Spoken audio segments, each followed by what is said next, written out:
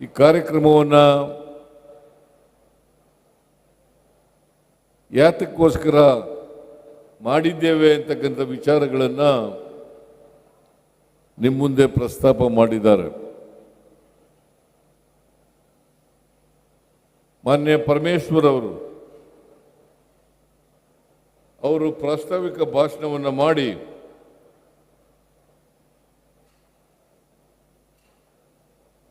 ಈ ಕಾರ್ಯಕ್ರಮಗಳ ಉದ್ಘಾಟನೆ, ಶಂಕುಸ್ಥಾಪನೆ ಮತ್ತು ಫಲಾನುಭವಿಗಳಿಗೆ ಸೌಲಭ್ಯಗಳ ವಿತರಣೆ ಬಗ್ಗೆ ಬಹಳ ವಿಸ್ತಾರವಾಗಿ ಮಾತನಾಡಿದ್ದಾರೆ. ನಾನು ಮತ್ತೆ ಅವುಗಳನ್ನು ಪುನರುಚ್ಚಾರ ಮಾಡಲಿಕ್ಕೆ ಬಯಸಲ್ಲ ಅಂತಕ್ಕಂಥ ಮಾತುಗಳನ್ನು ಹೇಳಲಿಕ್ಕೆ ಬಯಸ್ತಾ ಇದ್ದೇನೆ. ನಾನು ಜನವರಿನಲ್ಲಿ ಬಂದಿದ್ದೆ.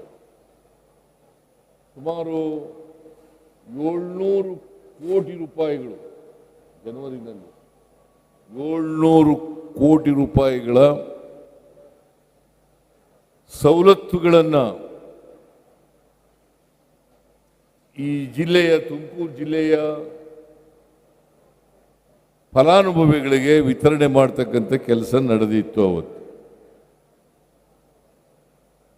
ಇವತ್ತು ಅದಕ್ಕಿಂತಲೂ ಹೆಚ್ಚು ಹಣವನ್ನು ಇವತ್ತು ಫಲಾನುಭವಿಗಳಿಗೆ ವಿತರಣೆಯನ್ನು ಮಾಡ್ತಾ ಇದ್ದೀವಿ, ಸವಲತ್ತುಗಳನ್ನು ವಿತರಣೆಯನ್ನು ಮಾಡ್ತಾ ಇದ್ದೀವಿ. ಯಾವುದೇ ರಾಜ್ಯ ಅಥವಾ ದೇಶ ಅಭಿವೃದ್ಧಿ ಆಗಬೇಕಾದ್ರೆ ಹಳ್ಳಿಗಳ ಅಭಿವೃದ್ಧಿ ಆಗಬೇಕು, ಜಿಲ್ಲೆಗಳ ಅಭಿವೃದ್ಧಿ ಆಗಬೇಕು, ತಾಲೂಕುಗಳ ಅಭಿವೃದ್ಧಿ ಆದಾಗ ಮಾತ್ರ ಒಂದು ರಾಜ್ಯದ ಅಭಿವೃದ್ಧಿ ಆಗಲಿಕ್ಕೆ ಸಾಧ್ಯ ಆಗ್ತದೆ, ಒಂದು ದೇಶದ ಅಭಿವೃದ್ಧಿ ಆಗಲಿಕ್ಕೆ ಸಾಧ್ಯ ಆಗ್ತದೆ. ನಾವು ಒಕ್ಕೂಟದ ವ್ಯವಸ್ಥೆಯಲ್ಲಿ ಇದ್ದೇವೆ. ಪರಸ್ಪರ ಹೊಂದಾಣಿಕೆಯಿಂದ ಆಡಳಿತವನ್ನು ನಡೆಸಬೇಕಾಗ್ತದೆ. ಹಾಗಾಗಿ ದೇಶದ ಅಭಿವೃದ್ಧಿ ಅಂತಂದರೆ, ದೇಶದ GDP ಬೆಳವಣಿಗೆ ಆಗಿದೆ ಅಂತಂದರೆ ರಾಜ್ಯಗಳ ಅಭಿವೃದ್ಧಿ ಆದಾಗ ಮಾತ್ರ ಸಾಧ್ಯ ಆಗ್ತದೆ, ಜಿಲ್ಲೆಗಳ ಅಭಿವೃದ್ಧಿ ಆದಾಗ ಮಾತ್ರ ಸಾಧ್ಯ ಆಗ್ತದೆ, ತಾಲೂಕುಗಳ ಅಭಿವೃದ್ಧಿ ಆದಾಗ ಮಾತ್ರ ಸಾಧ್ಯ ಆಗ್ತದೆ, ಹಳ್ಳಿಗಳ ಅಭಿವೃದ್ಧಿ ಆದಾಗ ಮಾತ್ರ ಸಾಧ್ಯ ಆಗ್ತದೆ. ನಾವು ಸಮಾಜದಲ್ಲಿರ್ತಕ್ಕಂಥ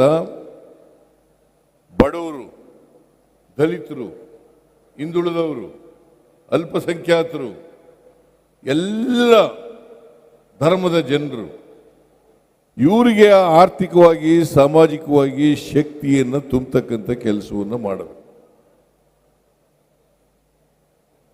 ಅದನ್ನೇ ಬಾಬಾ ಸಾಹೇಬ್ ಅಂಬೇಡ್ಕರ್ ಅವರು ಹೇಳ್ತಾರೆ, ನಮ್ಮ ದೇಶಕ್ಕೆ ಸ್ವಾತಂತ್ರ್ಯ ಬಂದದ್ದು ಯಶಸ್ಸು ಆಗಬೇಕಾದ್ರೆ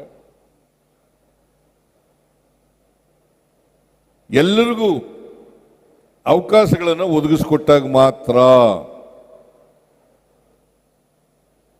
ಎಲ್ಲರಿಗೂ ಸಾಮಾಜಿಕವಾಗಿ ಆರ್ಥಿಕವಾಗಿ ಸ್ವಾತಂತ್ರ್ಯವನ್ನು ಕೊಟ್ಟಾಗ ಮಾತ್ರ. ಇಲ್ಲದೆ ಹೋದರೆ ದೇಶಕ್ಕೆ ಬರೀ ಸ್ವಾತಂತ್ರ್ಯ ಬಂದದ್ರಿಂದ ಜನಜೀವನ ಬೆಳವಣಿಗೆ ಆಗಲಿಕ್ಕೆ ಕಷ್ಟ ಆಗ್ತದೆ, ಎಲ್ಲ ಜನರು ಕೂಡ ಮುಖ್ಯವಾಹಿನಿಗೆ ಬರಲಿಕ್ಕೆ ಕಷ್ಟ ಆಗ್ತದೆ.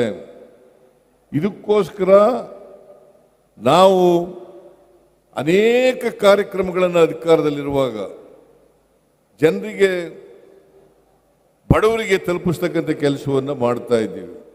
ನಾವು ಇದನ್ನು ಮಾಡುವಾಗ ಯಾವುದೇ ಧರ್ಮವನ್ನು ನೋಡಲ್ಲ, ಯಾವುದೇ ಜಾತಿಯನ್ನು ನೋಡಲ್ಲ, ಯಾವುದೇ ಭಾಷೆಯನ್ನು ನೋಡ್ಲಿಕ್ಕೆ ಹೋಗಲ್ಲ, ಯಾವುದೇ ಪಕ್ಷವನ್ನು ನೋಡಲಿಕ್ಕೆ ಹೋಗಲ್ಲ.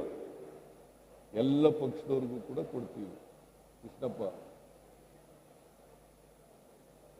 ಈಗ ನಾವು ಮಾಡ್ತಕ್ಕಂಥ ಗ್ಯಾರಂಟಿ ಯೋಜನೆಗಳಿದ್ದಾವಲ್ಲ, ಆ ಗ್ಯಾರಂಟಿ ಯೋಜನೆಗಳು ಈಗ ಶಕ್ತಿ ಯೋಜನೆ ಕಾರ್ಯಕ್ರಮ. ಆ ಶಕ್ತಿ ಯೋಜನೆ ಕಾರ್ಯಕ್ರಮ ಮಾಡುವಾಗ ಎಲ್ಲ ಮಹಿಳೆಯರು, ಎಲ್ಲ ಜಾತಿಗೆ ಸೇರಿದವರು, ಎಲ್ಲ ಧರ್ಮಕ್ಕೆ ಸೇರಿದವರು, ಎಲ್ಲ ಪಕ್ಷಕ್ಕೆ ಸೇರಿದವರು ಎಲ್ಲರೂ ಕೂಡ ಇರ್ತಾರೆ. ಇದರಲ್ಲಿ ಯಾವುದೇ ಪಕ್ಷ ಭೇದ ಇಲ್ಲ, ಧರ್ಮ ಭೇದ ಇಲ್ಲ, ಜಾತಿ ಭೇದ ಇಲ್ಲ, ಭಾಷೆ ಭೇದ ಇಲ್ಲ. ನಾ ಯಾಕೆ ಈ ಮಾತುಗಳನ್ನ ಹೇಳ್ತಾ ಇದ್ದೀನಿ ಅಂತಂದ್ರೆ, ಬಡವರಿಗೆ ಆರ್ಥಿಕವಾಗಿ ಶಕ್ತಿಯನ್ನು ಕೊಡಬೇಕು, ಬಡವರಿಗೆ ಸಾಮಾಜಿಕವಾಗಿ ಶಕ್ತಿಯನ್ನು ಕೊಡಬೇಕು. ಆಗ ಮಾತ್ರ ಸಂವಿಧಾನದಲ್ಲಿ ಹೇಳಿರ್ತಕ್ಕಂಥ ಗುರಿ ಏನಿದೆ, ಸಮ ಸಮಾಜವನ್ನು ನಿರ್ಮಾಣ ಮಾಡಲಿಕ್ಕೆ ಸಾಧ್ಯ ಆಗ್ತದೆ. ಇಲ್ಲದೆ ಹೋದರೆ ಸಮ ಸಮಾಜವನ್ನು ನಿರ್ಮಾಣ ಮಾಡಲಿಕ್ಕೆ ಸಾಧ್ಯ ಆಗಲ್ಲ. ಬುದ್ಧನ ಕಾಲದಿಂದ ಹಿಡಿದು, ಬಸವಣ್ಣನವರ ಕಾಲದಿಂದ ಹಿಡಿದು, ಅಂಬೇಡ್ಕರ್ ಅವರ ಹಿಡಿದು, ಮಹಾತ್ಮ ಗಾಂಧೀಜಿಯವರಿಂದ ಹಿಡಿದು ಈ ದೇಶದಲ್ಲಿ ಬದಲಾವಣೆ ಆಗಬೇಕು, ಪರಿವರ್ತನೆ ಆಗಬೇಕು, ಸಮ ಸಮಾಜ ನಿರ್ಮಾಣ ಆಗಬೇಕು, ಸಮಾನತೆಯ ಸಮಾಜ ನಿರ್ಮಾಣ ಆಗಬೇಕು, ಜಾತ್ಯತೀತ ರಾಷ್ಟ್ರ ಆಗಬೇಕು. ಇದನ್ನು ಮಾಡ್ತಕ್ಕಂಥದ್ದು ನಮ್ಮ ಗುರಿ ಅಂತಕ್ಕಂಥದ್ದನ್ನು ಇವತ್ತು ನಾನು ಹೇಳಲಿಕ್ಕೆ ಬಯಸ್ತೇನೆ. ಬಹಳ ಜನ ನಮ್ಮ ಮೇಲೆ ಟೀಕೆ ಮಾಡ್ತಾರೆ. ಗ್ಯಾರಂಟಿ ಯೋಜನೆಗಳನ್ನು ಜಾರಿ ಕೊಟ್ಬಿಟ್ಟ ಮೇಲೆ, ಚಂದ್ರಶೇಖರ್ ಗೌಡ, ಗ್ಯಾರಂಟಿ ಯೋಜನೆಗಳನ್ನು ಜಾರಿ ಕೊಟ್ಟ ಮೇಲೆ ಅಭಿವೃದ್ಧಿ ಕೆಲಸಗಳಿಗೆ ದುಡ್ಡಿಲ್ಲ, ಎಲ್ಲ ಅಭಿವೃದ್ಧಿ ಕೆಲಸಗಳು ನಿಂತು ಹೋಗಿದ್ದಾವೆ. ಇದೇನು ಇವತ್ತು ಇಷ್ಟೊಂದು ಕೋಟಿ ರೂಪಾಯಿಗಳಿಗೆ ಅಭಿವೃದ್ಧಿ ಕೆಲಸಗಳಿಗೆ ಶಂಕುಸ್ಥಾಪನೆ ಮಾಡಿದೀವಲ್ಲ, ಅಭಿವೃದ್ಧಿ ಕೆಲಸಗಳು ಎಲ್ಲಿ ಇದ್ದಾವೆ? ಇಷ್ಟೊಂದು ಸವಲತ್ತುಗಳು ಕೊಟ್ಟಿದ್ದು, 1.5 ಲಕ್ಷ ಜನರಿಗೆ ಸವಲತ್ತುಗಳನ್ನು ಕೊಟ್ಟಿದ್ದೇವೆ. It's not A small joke. ಎಲ್ರಿಗೂ ಕೊಟ್ಟಿದ್ದೇವೆ. ಜನವರಿನಲ್ಲಿ ಕೊಟ್ಟಿದ್ದೇವೆ, ಈಗ ಡಿಸೆಂಬರ್ನಲ್ಲಿ ಕೊಡ್ತಾ ಇದ್ದೀವಿ. ಕಳೆದ ವರ್ಷ ಕೊಟ್ಟಿದ್ದೇವೆ, ಈ ವರ್ಷ ಕೊಟ್ಟಿದ್ದೇವೆ. ಅದರಿಂದ ಟೀಕೆಗಳು ಪ್ರಜಾಪ್ರಭುತ್ವದ ವ್ಯವಸ್ಥೆಯಲ್ಲಿ ಟೀಕೆ ಮಾಡಬೇಕು, ನಾನು ಮಾಡಬಾರದು ಅಂತ ಹೇಳಕ್ ಹೋಗಲ್ಲ. ಟೀಕೆಗಳು ಸ್ವಾಗತ, ಆದರೆ ರಚನಾತ್ಮಕವಾದಂಥ ಟೀಕೆಗಳಿದ್ದಾಗ ಮಾತ್ರ ಅವಕ್ಕೆ ಸ್ವಾಗತ ಅಂತಕ್ಕಂಥ ಮಾತುಗಳನ್ನು ಹೇಳಲಿಕ್ಕೆ ಬಯಸ್ತೇನೆ. ಇಲ್ಲದೆ ಹೋದರೆ ಜನ ಅದನ್ನು, ಆ ಟೀಕೆಗಳನ್ನು, ಸತ್ಯಾಂಶದಿಂದ ಕೂಡಿಲ್ಲೇ ಇರತಕ್ಕಂಥ ಟೀಕೆಗಳನ್ನು ಜನ ತಿರಸ್ಕಾರ ಮಾಡ್ತಾರೆ. ಇದನ್ನು ನಾನು ಹೇಳಲಿಕ್ಕೆ ಬಯಸ್ತಾ ಇದ್ದೇನೆ. ನಾನು ಇವತ್ತು ಕರ್ನಾಟಕದ ಬಜೆಟ್ 3,71,000 ಕೋಟಿ ರೂಪಾಯಿ, 3,71,000 ಕೋಟಿ ರೂಪಾಯಿ. ಅದರಲ್ಲಿ ಒಟ್ಟು ಅಭಿವೃದ್ಧಿಗೆ ಇಟ್ಟಿರ್ತಕ್ಕಂಥ ಹಣ 1,20,000 ಕೋಟಿ. 1,20,000 ಕೋಟಿ. ಆ 1,20,000 ಕೋಟಿನಲ್ಲಿ 52,009 ಕೋಟಿ ರೂಪಾಯಿ ಗ್ಯಾರಂಟಿ ಯೋಜನೆಗಳಿಗೆ ನಾವು ತೆರೆದಿಟ್ಟಿದ್ದೀವಿ. ಸುಮಾರು 68,000 ಕೋಟಿ ಅಭಿವೃದ್ಧಿ ಕೆಲಸಗಳಿಗೆ ಖರ್ಚು ಮಾಡ್ತಾ ಇದ್ದೀವಿ. 68,000 ಕೋಟಿ. ನಾವು ಎಕ್ಸ್ಪೆಂಡಿಚರ್ನಲ್ಲಿ 2 ತರ ಇರ್ತದೆ. ಒಂದು ರೆವಿನ್ಯೂ ಎಕ್ಸ್ಪೆಂಡಿಚರ್, ಇನ್ನೊಂದು ಕ್ಯಾಪಿಟಲ್ ಎಕ್ಸ್ಪೆಂಡಿಚರ್. ಒಂದು ಸರ್ಕಾರ ಕ್ಯಾಪಿಟಲ್ ಎಕ್ಸ್ಪೆಂಡಿಚರ್ ಅನ್ನ ಕಳೆದ ವರ್ಷಕ್ಕಿಂತ ಕಡಿಮೆ ಮಾಡಿದ್ರೆ ಅದು ಅಭಿವೃದ್ಧಿ ಕೆಲಸಗಳಿಗೆ ಹಣ ಮಾಡ್ತಾ ಇಲ್ಲ. ಕ್ಯಾಪಿಟಲ್ ಎಕ್ಸ್ಪೆಂಡಿಚರ್ ಅಂದ್ರೆ ಏನು? ಕ್ಯಾಪಿಟಲ್ ಎಕ್ಸ್ಪೆಂಡಿಚರ್ ಅಂದ್ರೆ ಅಸೆಟ್ ಕ್ರಿಯೇಷನ್, ಸಂಪತ್ತನ್ನು ನಿರ್ಮಾಣ ಮಾಡ್ತಕ್ಕಂಥದ್ದು. ಕಳೆದ ವರ್ಷಕ್ಕಿಂತ ಈ ವರ್ಷ ಹೆಚ್ಚು ಹಣವನ್ನು ಕ್ಯಾಪಿಟಲ್ ಎಕ್ಸ್ಪೆಂಡಿಚರ್ಗೆ ನಾವು ಖರ್ಚು ಮಾಡಿದ್ದೀವಿ. 23-24ರಲ್ಲಿ ಖರ್ಚು ಮಾಡೋದಕ್ಕಿಂತ 24-25ರಲ್ಲಿ ಹೆಚ್ಚು ಹಣವನ್ನು ಖರ್ಚು ಮಾಡಿದ್ದೀವಿ. ಅದರರ್ಥ ನಮ್ಮ ಬೆಳವಣಿಗೆಯ ವೇಗ ಜಾಸ್ತಿ ಆಗಿದೆ. ಈಗ GDP ಗ್ರೋತ್, ಆಂತರಿಕ ಉತ್ಪನ್ನದ ಬೆಳವಣಿಗೆ, GDP ಅಂತ ಕೇಳ್ತೀವಿ, ಗ್ರಾಸ್ ಡೊಮೆಸ್ಟಿಕ್ ಪ್ರಾಡಕ್ಟ್, ಆಂತರಿಕ ಉತ್ಪನ್ನ. ಇಡೀ ದೇಶದಲ್ಲಿ ವಿ ಆರ್ ನಂಬರ್ ಒನ್.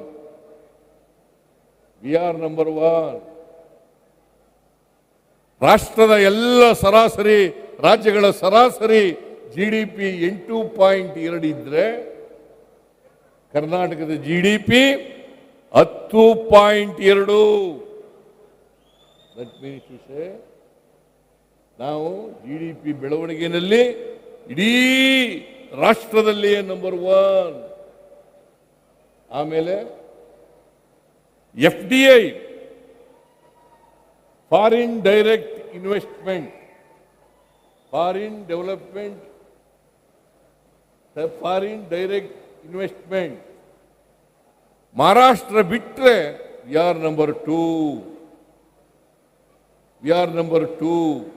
ಎರಡನೇ ಸ್ಥಾನದಲ್ಲಿರ್ತಕ್ಕಂಥದ್ದು. ತೆರಿಗೆ ಕೊಡ್ತಕ್ಕಂಥದ್ರಲ್ಲಿ ಮಹಾರಾಷ್ಟ್ರ ಬಿಟ್ಟರೆ we R number 2. Not Gujarat, not Madhya Pradesh, not UP, not Bihar, not Haryana. ಎಲ್ಲ ರಾಜ್ಯಗಳಿಗೆಲ್ಲ ನಾವು ಮುಂದೆ ಇದ್ದೀವಿ.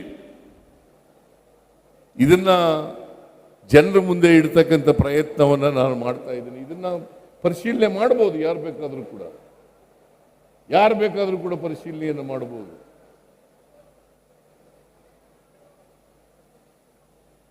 ನಾನು ಹೇಳ್ತಾ ಇರ್ತಕ್ಕಂಥದ್ದು ತಪ್ಪು ಅಂತ ಇದ್ರೆ ತಪ್ಪು ಅಂತ ಹೇಳಬೇಕಾಗ್ತದೆ. ಅದರಿಂದ ನಮ್ಮ ರಾಜ್ಯ ಅಭಿವೃದ್ಧಿನಲ್ಲಿ ಹಿಂದೆ ಬಿದ್ದಿಲ್ಲ. ಇವತ್ತು ಸುಮಾರು 330 ಕೋಟಿ ಮಹಿಳೆಯರು ಫ್ರೀಯಾಗಿ ಬಸ್ನಲ್ಲಿ ಓಡಾಡ್ತಾ ಇದ್ದಾರೆ. 330 ಕೋಟಿ ಮಹಿಳೆಯರು ಫ್ರೀಯಾಗಿ ಬಸ್ನಲ್ಲಿ ಓಡಾಡ್ತಾ ಇದ್ದಾರೆ. 1,21,00,000 ಕುಟುಂಬಗಳಿಗೆ, ಆ ಕುಟುಂಬದ ಯಜಮಾನಿಯರಿಗೆ ಪ್ರತಿ ತಿಂಗಳು 2,000 ರೂಪಾಯಿಗಳನ್ನು ಕೊಡ್ತಾ ಇದ್ದೀವಿ. ಪ್ರತಿ ತಿಂಗಳು 2,000 ರೂಪಾಯಿ ಕೊಡ್ತಾ ಇದ್ದೀವಿ. ಒಂದು ವರ್ಷಕ್ಕೆ ಸುಮಾರು 30,000 ಕೋಟಿ ಗೃಹಲಕ್ಷ್ಮಿಗೆ ಖರ್ಚು ಮಾಡ್ತಾ ಇದ್ದೀವಿ. 30,000 ಕೋಟಿ. It's not A simple thing. ಒಂದು ವರ್ಷಕ್ಕೆ 56,000 ಕೋಟಿ ಗ್ಯಾರಂಟಿ ಯೋಜನೆಗಳಿಗೆ ಖರ್ಚು ಮಾಡ್ತಾ ಇದ್ದೀವಿ. ಗೃಹ ಜ್ಯೋತಿ ಯೋಜನೆ, ಎಲ್ರಿಗೂ 200 ಯೂನಿಟ್ವರೆಗೆ ಫ್ರೀಯಾಗಿ ಕರೆಂಟ್ ಕೊಡ್ತಕ್ಕಂಥ ಯೋಜನೆ. ಅದಕ್ಕೆ 1,62,00,000 ಕುಟುಂಬಗಳಿಗೆ ಫ್ರೀಯಾಗಿ ಕರೆಂಟ್ ಕೊಡ್ತಾ ಇದ್ದೀವಿ ರಾಜ್ಯದಲ್ಲಿ. 1,62,00,000 ಕುಟುಂಬಗಳಿಗೆ. ಆಮೇಲೆ ಅನ್ನಭಾಗ್ಯ ಕಾರ್ಯಕ್ರಮ ಪ್ರಾರಂಭ ಮಾಡಿದವರು ಯಾರು? ಮೊದಲು 1 ರೂಪಾಯಿ ಕೊಡ್ಲಿಕ್ಕೆ ಪ್ರಾರಂಭ ಮಾಡಿದವರು ನಾನು. It is not no other government. ನಾನು ಪ್ರಾರಂಭ ಮಾಡಿದ್ದು. ಆಮೇಲೆ 5 kg ಅಕ್ಕಿಯನ್ನು ಫ್ರೀಯಾಗಿ ಕೊಡ್ಲಿಕ್ಕೆ ಪ್ರಾರಂಭ ಮಾಡಿದ್ದು ನಾನು. 7 kg ಅಕ್ಕಿಯನ್ನು ಕೊಡ್ಲಿಕ್ಕೆ ಪ್ರಾರಂಭ ಮಾಡಿದ್ದು ನಾನು. 7ರಿಂದ 5 kg ಮಾಡಿದವರು ಯಾರು? 7ರಿಂದ 5 kg ಮಾಡಿದವರು ಯಾರು? ಅದನ್ನು ಹೇಳಬೇಕಲ್ಲ ಜನಗಳಿಗೆ. ಮತ್ತೆ ಈ ಸಾರಿ ಅಧಿಕಾರಕ್ಕೆ ಬಂದ ಮೇಲೆ 5 kg ಜೊತೆಗೆ ಇನ್ನೂ 5 kg ಕೊಡ್ಲಿಕ್ಕೆ ಪ್ರಾರಂಭ ಮಾಡಿದವರು ನಮ್ಮ ಸರ್ಕಾರ. ಯುವ ನಿಧಿ ಯೋಜನೆಗೆ ಹಣ ಕೊಟ್ಟು ಅದನ್ನು ಜಾರಿಗೆ ಕೊಟ್ಟಿರ್ತಕ್ಕಂಥದ್ದು ನಮ್ಮ ಸರ್ಕಾರ. ಅದರಿಂದ ಈ ಎಲ್ಲ ಕಾರ್ಯಕ್ರಮಗಳು ಬಡವರ ಕಾರ್ಯಕ್ರಮಗಳು, ಬಡವರಿಗೆ ಶಕ್ತಿ ಕೊಡ್ತಕ್ಕಂಥ ಕಾರ್ಯಕ್ರಮಗಳು, ಆರ್ಥಿಕವಾಗಿ ಸಾಮಾಜಿಕವಾಗಿ ಶಕ್ತಿ ಕೊಡ್ತಕ್ಕಂಥ ಕಾರ್ಯಕ್ರಮಗಳು. ಇದನ್ನ ಅರ್ಥ ಮಾಡ್ಕೋಬೇಕಾಗ್ತದೆ. ಇದನ್ನ ಅರ್ಥ ಮಾಡ್ಕೊಳ್ಳದೆ ಟೀಕೆ ಮಾಡಲಿಕ್ಕೋಸ್ಕರ ಹಾಗಾದರೆ ಪರಿಶಿಷ್ಟ ಜಾತಿ ಪರಿಶಿಷ್ಟ ವರ್ಗದವರಿಗೆ SCP TSP ಕಾಯ್ದೆ ತಂದವರು ಯಾರು? 2013ರಲ್ಲಿ ಡಿಸೆಂಬರ್ ತಿಂಗಳಲ್ಲಿ ತಗೊಬಂದವರು ನಾವು. ಇಡೀ ದೇಶದಲ್ಲಿ ಇದೆಯಾ? ಆಂಧ್ರ ತೆಲಂಗಾಣ ಬಿಟ್ಟರೆ, ಕರ್ನಾಟಕ, ಇವು 3 ರಾಜ್ಯಗಳು ಬಿಟ್ಟರೆ ಬೇರೆ ರಾಜ್ಯಗಳಲ್ಲಿ ಇಲ್ಲ.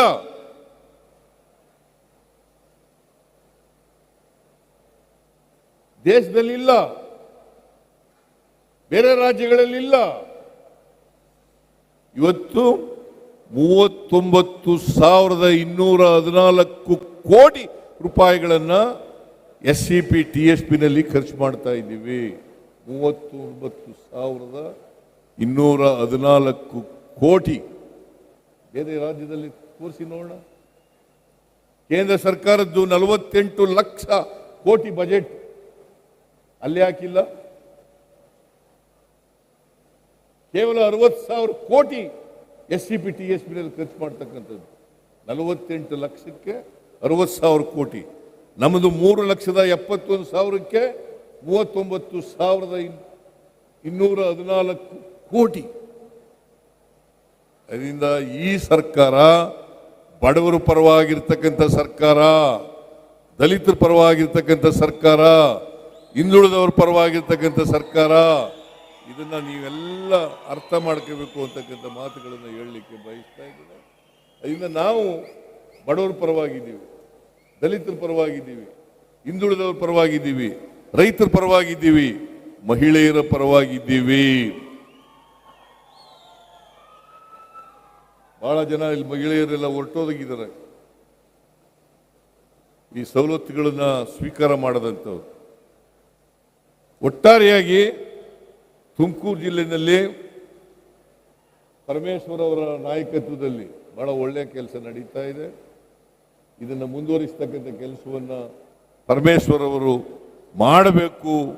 ಅದು ಬೇರೆ ಜಿಲ್ಲೆಗಳಿಗೂ ಕೂಡ ಮಾದರಿ ಆಗ್ತದೆ ಅಂತಕ್ಕಂಥ ಮಾತುಗಳನ್ನು ಈ ಸಂದರ್ಭದಲ್ಲಿ ಹೇಳಲಿಕ್ಕೆ ಬಯಸ್ತಾ ಇದ್ದೇನೆ. ಅದರಿಂದ ನಾನು ಈ ಜಿಲ್ಲೆಯ ಉಸ್ತುವಾರಿ ಸಚಿವರಾದಂಥ ಪರಮೇಶ್ವರ್ ಅವರಿಗೆ ಮತ್ತು ಎಲ್ಲ MLAಗಳಿಗೆ ಧನ್ಯವಾದಗಳನ್ನು ಹೇಳಲಿಕ್ಕೆ ಬಯಸ್ತಾ ಇದ್ದೇನೆ. ನಿಮಗೆ ನಮಸ್ಕಾರಗಳನ್ನು ಹೇಳಲಿಕ್ಕೆ ಬಯಸ್ತಾ ಇದ್ದೇನೆ. ಇಷ್ಟನ್ನು ಹೇಳಿ ನಿಮಗೆಲ್ಲ ಶುಭ ಕೋರಿ